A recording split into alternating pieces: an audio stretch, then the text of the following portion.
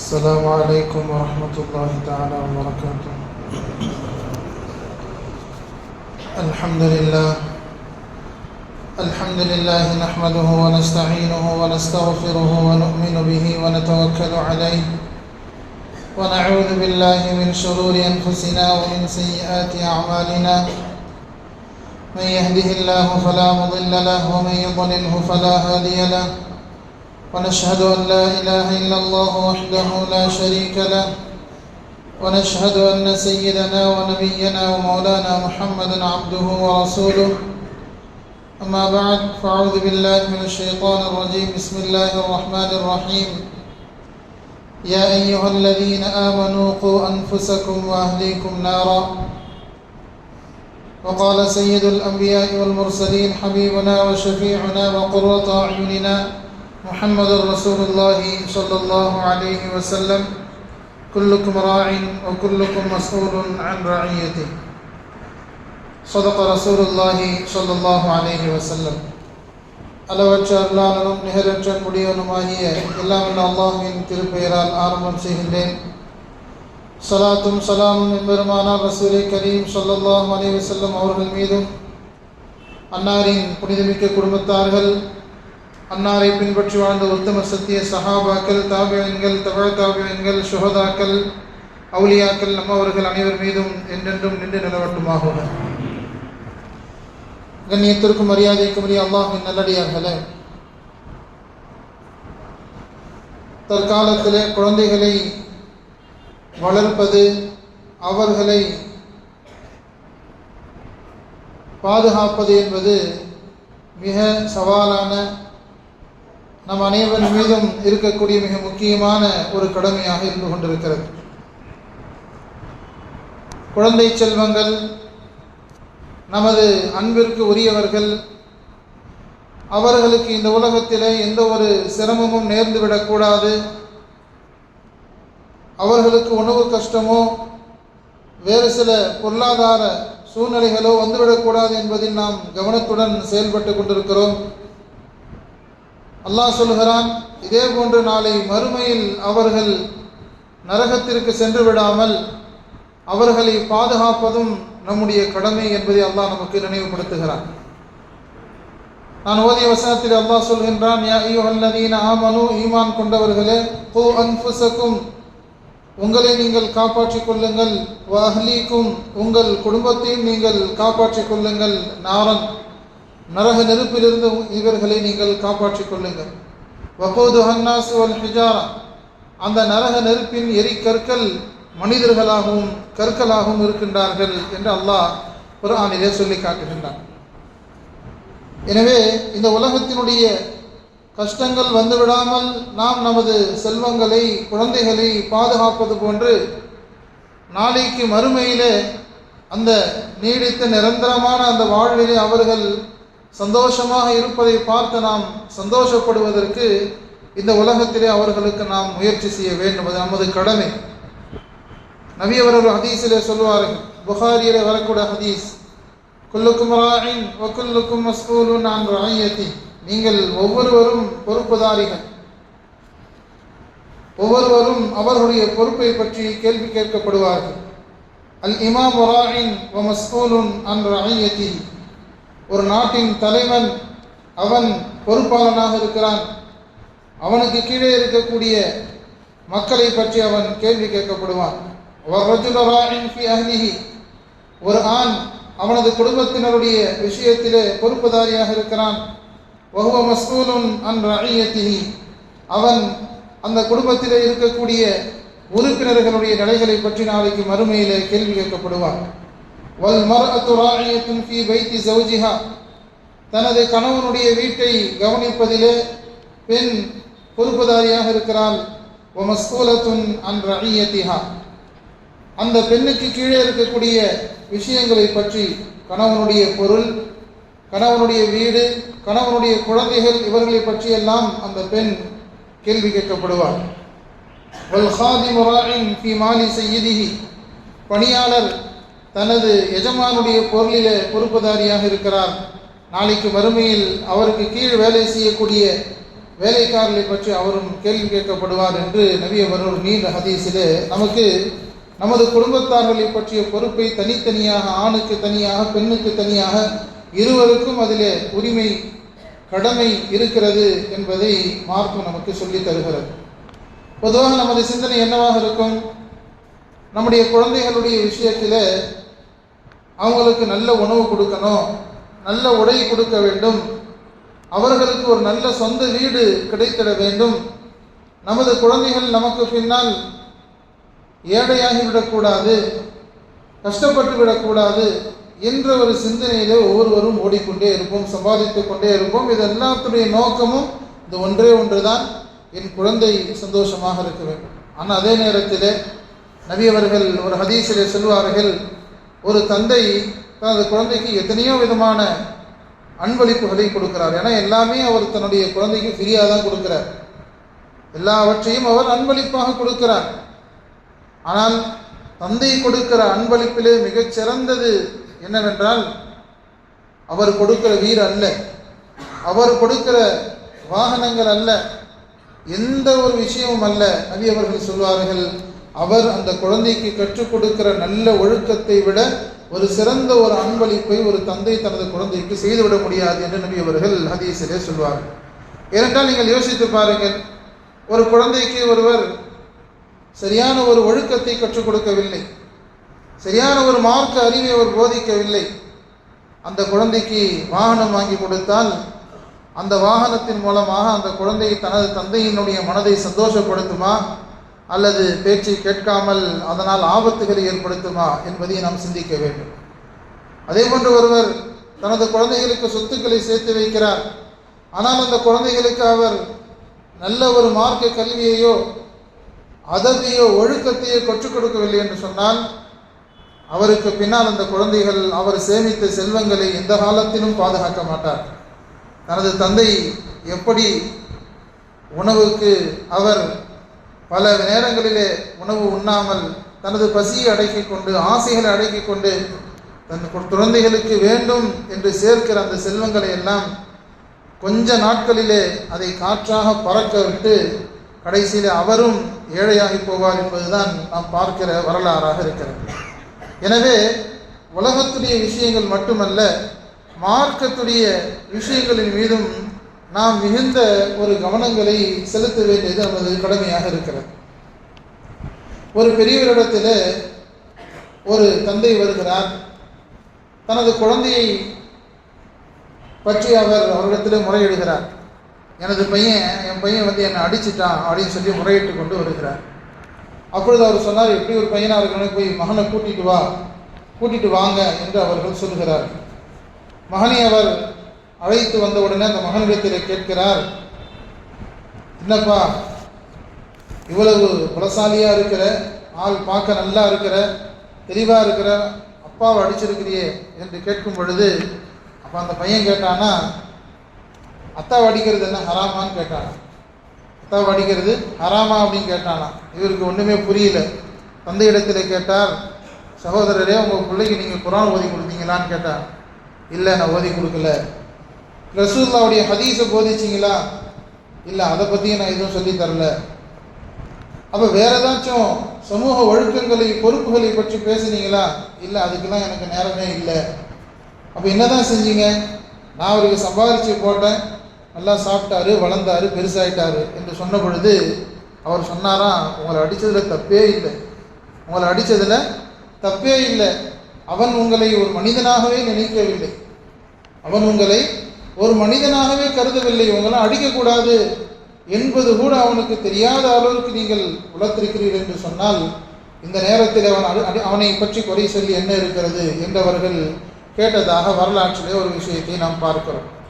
பொதுவாக குழந்தைகள் ஏன் தவறான வழிகளை தேர்ந்தெடுக்கிறார்கள், எப்படி வழி தவறுகிறார்கள் என்று சொன்னால் அதற்கு பல காரணங்கள் இருக்கிறது.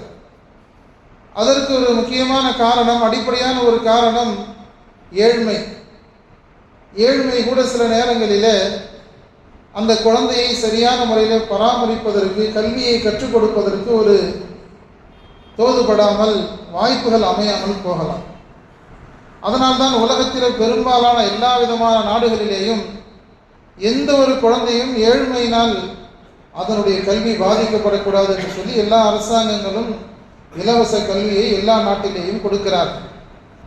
பல நாடுகளிலே மிகச்சிறந்த கல்வியை அந்த குழந்தைகளுக்கு கொடுப்பதற்கு அரசாங்கங்கள் முன் வருகின்றன. நமது இஸ்லாத்தை பொறுத்தவரை இஸ்லாமிய நாடுகளில் குழந்தைகளுக்கு இலவச கல்விதான் எல்லா காலத்திலேயும் கொடுக்கப்பட்டு வந்தது.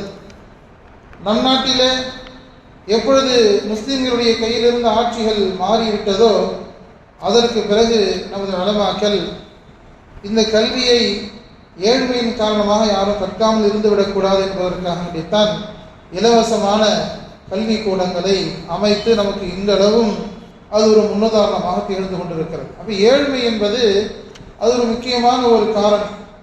ஏனென்றால் பல நேரங்களில் ஏழையான பெற்றோர்கள், தந்தையும் வேலைக்கு செல்ல வேண்டிய நிர்பந்தம், தாயும் எங்கேயாவது ஒரு இடத்துல சின்ன இடத்திலே வேலை பார்த்து கொண்டிருப்பார்கள், குழந்தைகள் யாரிடத்திலேயே இருக்கும், செய்யான முறையில் அவர்களுக்கு ஒரு வளர்ப்பதற்குண்டான காரணங்கள் அமையாமல் போகலாம் என்றும் சொல்லப்படுகிறது. அதே போன்று குழந்தைகள் வழி தவறுவதற்குண்டான இன்னொரு காரணம் என்னவென்று சொன்னால், சில நேரங்களிலே பெற்றோர்களே அந்த ஒரு காரணமாக அமைந்து விடுகின்றார்கள். ஏனென்றால் பொதுவாக பெற்றோர்களுடைய சிந்தனை யாராக இருந்தாலும் எப்படி இருக்கும், என் குழந்தை, என்னுடைய குழந்தை. ஏன்னா இதற்கு முன்னுள்ள காலம் இருந்தது வேறு, இன்று இருக்கக்கூடிய காலம் வேறு. இதற்கு முன்னுள்ள காலங்களில் ஒரு குடும்பத்தில் பல குழந்தைகள் இருந்தார்கள், கூட்டு குடும்பமாக இருந்தார்கள்.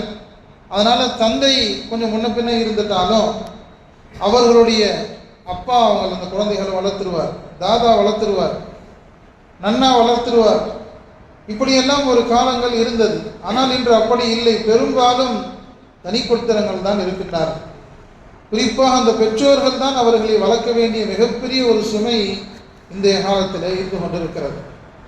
இப்போ என்ன நினைக்கிறோம், நம்ம குழந்தைக்கு நம்ம சின்ன வயசில் கஷ்டப்பட்டது நம்மளுக்கு ஞாபகம் வந்து விடுகிறது. நாம் ஒரு காலத்தில் உணவுக்கு கஷ்டப்பட்டோம், சின்ன சின்ன ஒரு விஷயத்துக்கு அடுத்த குழந்தை வச்சிருக்கு, நம்மளுக்கு அது கிடைக்கல.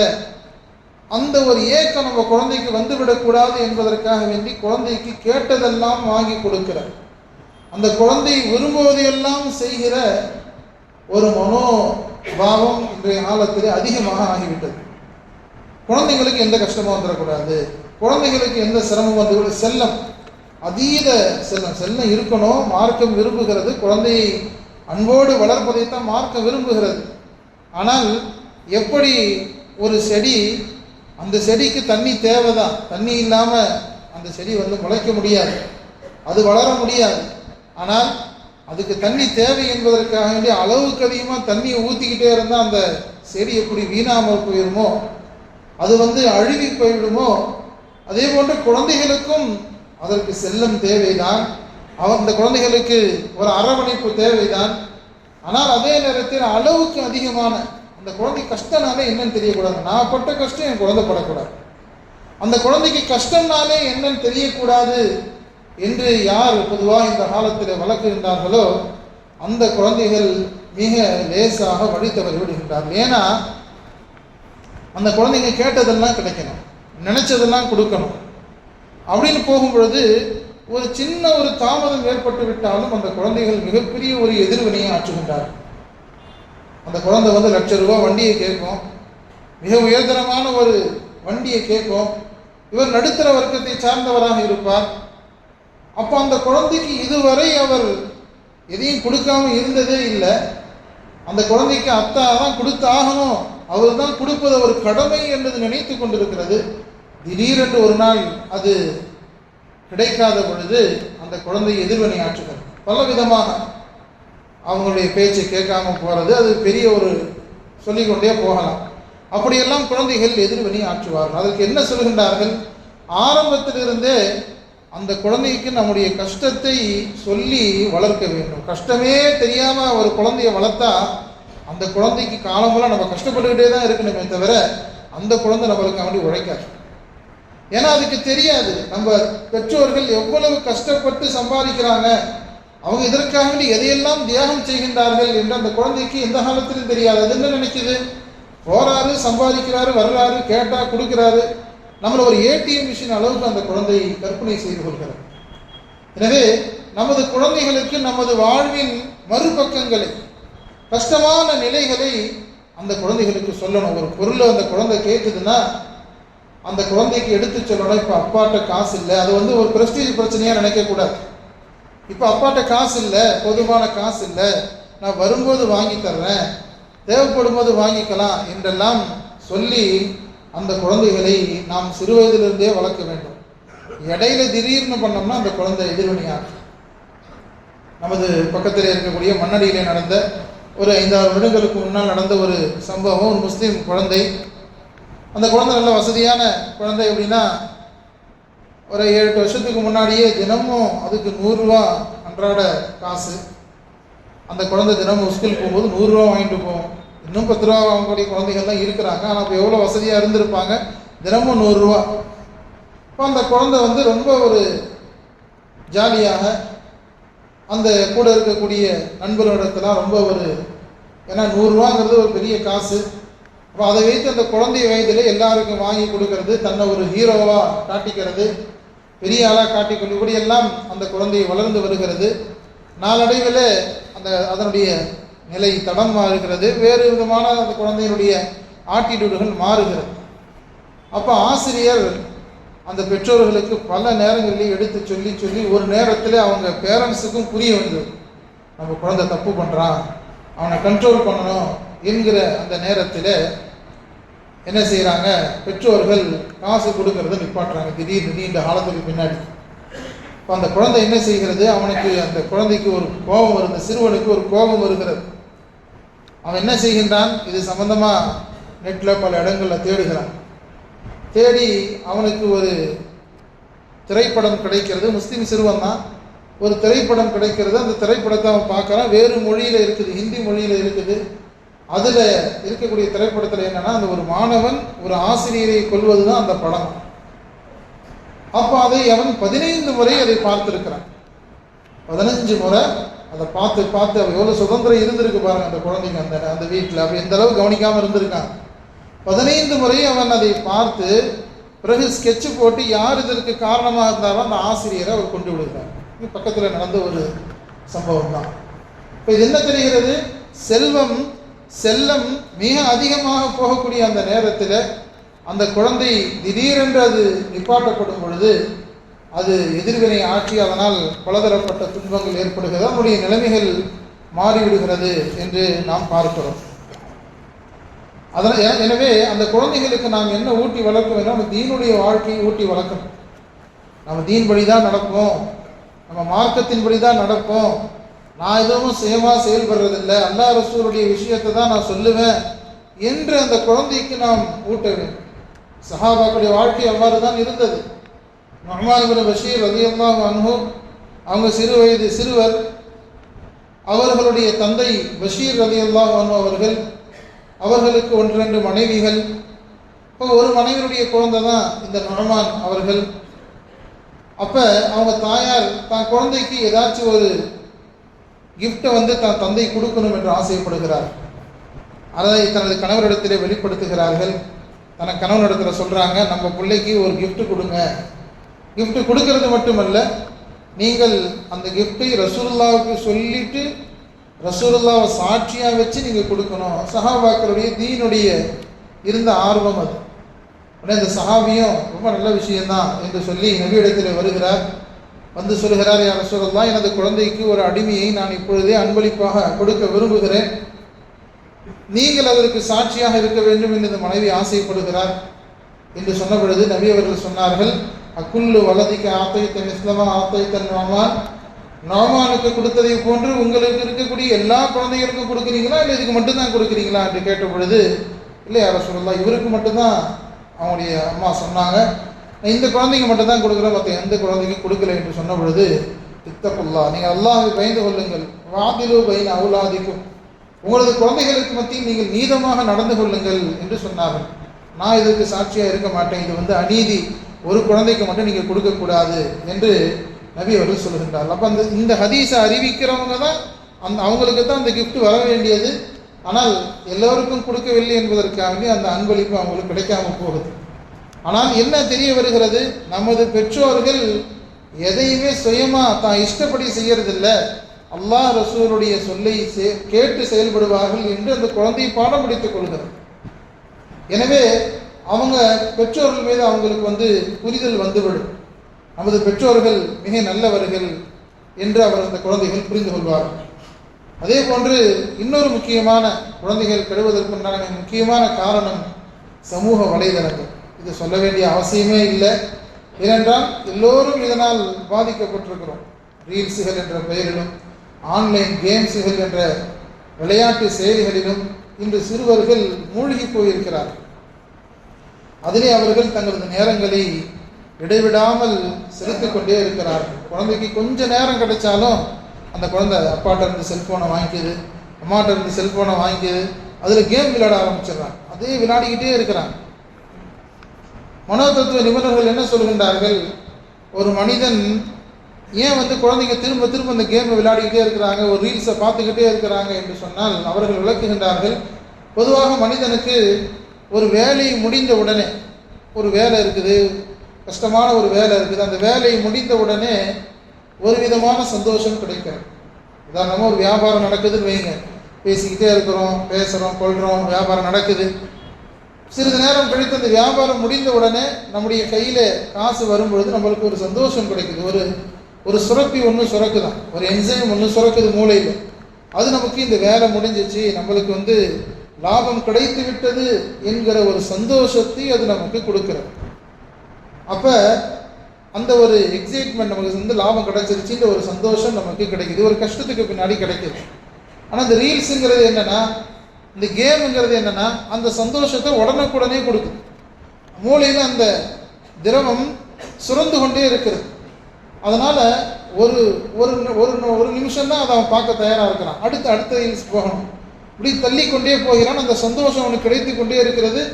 இதனால் அவன் எக்ஸைட்டாகவே இருக்கிறான். இரவு நீண்ட நேரம் ஆகி விடுகிறது, அவனால் கேமை முடிக்க முடியதில்லை. ஏன்னா கேமில் ஒன்றும் இன்ட்ரெஸ்ட் அதிகமாகிட்டே இருக்கு. கேமை வைக்கிறவங்களும் அந்த மாதிரி தான் வைப்பாங்களாம். கேமை வைக்கிறவங்களும் அந்த மாதிரி தான் வைப்பாங்களாம். என்ன செய்வாங்கன்னா, ஒரு குழந்தைக்கு நீங்கள் ஒரு சட்டம் போடுறீங்க, நீ 1 மணி நேரம் தான் ஃபோன் பார்க்கணும் அப்படின்னு நீங்கள் ஒரு முடிவு எடுக்கிறீங்க. 5 to 6 ஸ்கூல்லேருந்து மதரசா முடிச்சுட்டு 5 to 6, 6 to 7 நீங்கள் வச்சுக்கிறீங்க. இந்த டைமில் தான் நீங்கள் பார்க்கணும் அப்படின்னு அந்த குழந்தைக்கு நீங்கள் முடிவெடுத்தால், அந்த கேமை இயக்கக்கூடிய பின்னால் இருக்கக்கூடிய அந்த கேமை உருவாக்கியவர்கள் இதை கண்காணித்து கொண்டே வருவார்களாம். என்ன செய்வாங்க, இவன் தினமும் 5 to 6 தான் வர்றான், அதை மட்டும் விளையாடிட்டு போயிடுறான், அப்போ இவனை இழுக்கிறதுக்கு என்ன பண்ணுறது? இதற்காக வேண்டி அதற்கு பின்னால் ஒரு பெரிய ஆட்கள் செயல்படுகிறார்கள். இப்போ அந்த குழந்தைகளுடைய மனோதத்துவ ரீதியை புரிந்த அந்த ஆட்கள் என்ன செய்கிறாங்க, 5 to 6 விளையாடுறான்னா 5:55க்கு ஒரு டாஸ்க் ஒன்று கொடுப்பாங்க. இதை செஞ்சுனா நீ அடுத்த ஸ்டேஜுக்கு போகலாம் அப்படின்ட்டு. அப்போ 5:55க்கு ஒரு ஸ்டேஜ் அவன் அடையும் போது, இதுக்கு மேலே ஒரு ஸ்டேஜ் நம்ம போகின்ற போது 6 மணிக்குள்ளே அதை முடிக்க முடியாதுன்னு அவனுக்கு தெரியும். அந்த மாதிரி தான் அதை வச்சுருப்பான். அப்போ அந்த குழந்தை தாயார் இடத்துல கெஞ்சும், ஒரு 5 நிமிஷம் பார்த்துக்கிறேன், ஒரு 10 நிமிஷம் பார்த்துக்கிறேன், ஒரு 10 நிமிஷம் டைம் கொடுங்க. எவ்வளோ ஆபத்தாக அவன் இதை நமக்கு பார்க்குறான் பாருங்க. அந்த 10 நிமிஷம்ன்ற பேர் பிறகு 10 நிமிஷம், 1/4 மணி நேரம், அரை மணி நேரம், அந்த 5 to 6ங்கிறது முடிஞ்சு போச்சு. இப்படியாக நாம் போடுகிற திட்டங்களை எல்லாம் உடைக்கக்கூடிய அளவிற்கு அந்த கேமுடைய செயல்பாட்டாளர்கள் இருக்கின்றார்கள் என்பதாக மனோதத்துவ நிபுணர்கள் விளக்கி தருகிறார்கள். அது மட்டுமல்ல, இஸ்லாமிய ரீதியாக பார்த்தா நீங்கள் பொதுவாக நிறைய கேம்ஸ் சுடுற மாதிரி தான் இருக்குது, ஷூட்டிங் பண்ணுற மாதிரி தான் இருக்குது. அப்போ இது எப்படி கேம் அமைச்சிருக்காங்க, சில கேமில் பார்த்தா ஒரு கேமில் ஷூட்டிங் பண்ணிகிட்டே போனோம், அடுத்த ஒரு ஸ்டேஜ் ஓப்பன் ஆகும் அப்படின்னா அங்கே ஒரு சிலை இருக்குது. இவன் எந்த ஒரு ஆளை வச்சு ஓட்டிக்கிட்டே போகிறானோ அந்த ஆள் அந்த சிலைக்கு முன்னாடி சஜிதா பண்ணாதான் அந்த ஸ்டேஜ் ஓப்பன் ஆகும். அப்படி வச்சுருக்கிறான். அப்படி உள்ளே போன பின்னாடி அங்கே ஒரு இடத்துல கருப்பாக ஒரு இதை வச்சுருக்கிறான், காபாவுடைய ஃபோட்டோவை அங்கே வச்சுருக்கிறான். அதை பார்த்து சுடணும், காபாவை சுட்டா தான் அடுத்த ஸ்டேஜுக்கு போக முடியும். அப்போ எந்த குழந்தையை நாம் முஸ்லீமாக வளர்க்க வேண்டும், தீனுடைய குழந்தையாக வளர்க்க வேண்டும் என்று ஆசைப்படுகிறோமோ அந்த குழந்தைகள் ஒரு தனி உலகத்தில், விர்ச்சுவல் வேர்ல்டுன்னு சொல்கிறாங்க இல்லையா, காணொளி உலகத்தில் அந்த குழந்தைகள் அமர்ந்து கொண்டு நாம் எதையெல்லாம் தடுக்கிறோமோ அதை கற்பனையாக அவர்கள் செய்து கொண்டிருக்கிறார்கள். அப்போ அந்த குழந்தை என்ன மனசில் உருவாகுது, நாம் சிலை வணக்கம் பண்ணாலும் பரவாயில்ல, நமக்கு தேவையாக இருந்தால் அதை பண்ணித்தான் ஆகணும் என்கிற மனோ தத்துவ ரீதியாக அந்த குழந்தையை பழக்கப்படுத்துகிறான். இப்படியாக அந்த குழந்தைகளை தவறான விஷயங்களில் இந்த ஆன்லைன் கேம் செயலிகள் மூலமாக குழந்தைகளுடைய அந்த மனோ தத்துவ ரீதியாக அவர்களை மாற்றுகின்றார்கள். அவர்களுடைய தீனுடைய அந்த அக்கறையை இல்லாமல் ஆக்குகின்றார்கள். இப்படியெல்லாம் ஒரு மிகப்பெரிய ஒரு சூழ்ச்சிகள் இதற்கு பின்னால் நடந்து கொண்டே இருக்கிறது. இந்த நேரத்தில் நாம் துவா செய்வதும் அவர்களை காப்பாற்றுவதும் மிக அவசியமான ஒன்று. ஏன்னா விடுமுறை வருகிறது, நாளையிலிருந்து விடுமுறை ஒரு வாரத்துக்கு வருது. இதில் குழந்தைகள் இவனால ஸ்கூலில் போயாச்சும் உட்காந்துருப்பாங்க. இப்போ இந்த நேரத்தில் என்ன பண்ணுவாங்க, அதை கண்காணிப்பது நமது கடமை. இப்ராஹிம் அலைஹிஸ்ஸலாம் பெரும் நபிமார்கள் செய்த துவா இதுதான். யா அல்லாஹ் ரப்பிஜால், அல்லாஹ் யா அல்லாஹ் எனது குழந்தைகளையும் நீ சிலை வணக்கத்தை விட்டும் காப்பாற்ற வேண்டும் என்று நபிமார்கள் துவா செய்திருக்கிறார்கள். ரப்பிஜால்னி முகீமஸ் ஸலாத்தி வ மின் துர்ரியத்தி, யா அல்லாஹ் எனது குழந்தைகளை தொழுகை நிலைநாட்டக்கூடியவர்களாக நீ ஆக்கிவிடு என்று நபிமார்கள் அல்லாஹ்விடத்திலே கேட்டிருக்கிறார்கள் என்று சொன்னால் இந்த உலகம் எவ்வளவு ஆபத்தானது, நம்முடைய தௌஹீதுக்கும் தீனுக்கும் மாற்றமான விஷயங்கள் எவ்வளவு நிறைந்திருக்கிறது. இதில் நமது குழந்தைகளை காப்பாற்ற வேண்டிய பொறுப்பு என்பது எவ்வளவு பெரியது என்பதை நாம் உணர வேண்டும். அல்லாஹ் தபாரக வ தஆலா நம் சமூகத்திற்கு நேரான வழியில் செல்லக்கூடிய பாக்கியத்தை அல்லாஹ் தந்தர் புரிவானாக. நமது இளைஞர்கள் அல்லாஹ் தஆலா காப்பாற்றி தருவானாக. அவர்கள் மீது அக்கறை கொண்டு அவர்களை நல்வழிப்படுத்துவதற்குரிய விஷயங்களை அல்லாஹ் நமக்கு வெற்றியை தந்தர் புரிவானாக. வாஹிரு தாவானா.